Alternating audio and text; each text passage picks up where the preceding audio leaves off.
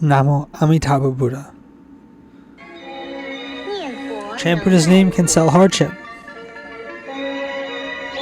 In the beginning of the Republic of China in Chizhi City, Zhejiang Province, there was an old lady. The old lady was not only poor but also had a son who was not filial.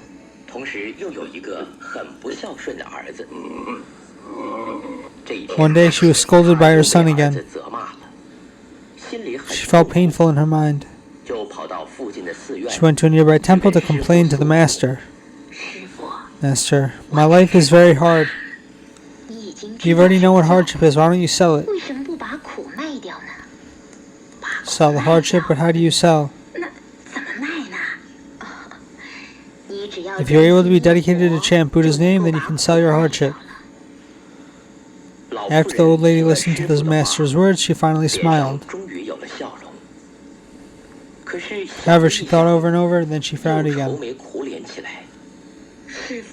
Master, our home is poor and small. Bed and stove are in the same broken room. And we even raise pig under the bed. How can I chant Buddha's name? It doesn't matter, chant Buddha's name at home as many as you can. When you're available, welcome to temple to worship Buddha. The old lady went home happily after she heard the master's words.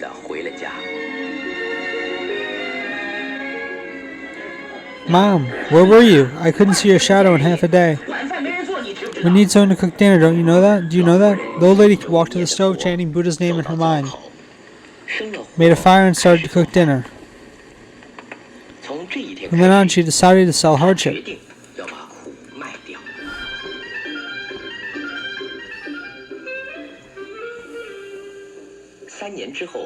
3 years later, one day the old lady told his son, Son, Mom is going to Pure Land Paradise. The day I go, you should stay at home and take care of me. Her son wouldn't believe what the old lady said at all. A few days before the lady scheduled to be reborn, her son suddenly smelled a very fantastic fragrance. It smells so good. Who is burning such a fragrant incense? The old lady's son looked and looked, but he couldn't find the place where the fragrance is coming from. At the moment, he suddenly thought of her mother's words. Maybe Mom said was right. Later, he decided to stay home and wait. He saw his mom took a bath, changed clean clothes, and sat up straight. He saw his mom peacefully chant Buddha's name and she passed away. The sincere Buddhist old lady not only sold her hardship, but also knew the timing in advance, and was peacefully reborn in Pure Land Paradise.